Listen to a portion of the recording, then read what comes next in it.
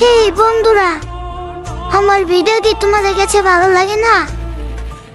তাহলে like comment share করো না কেন?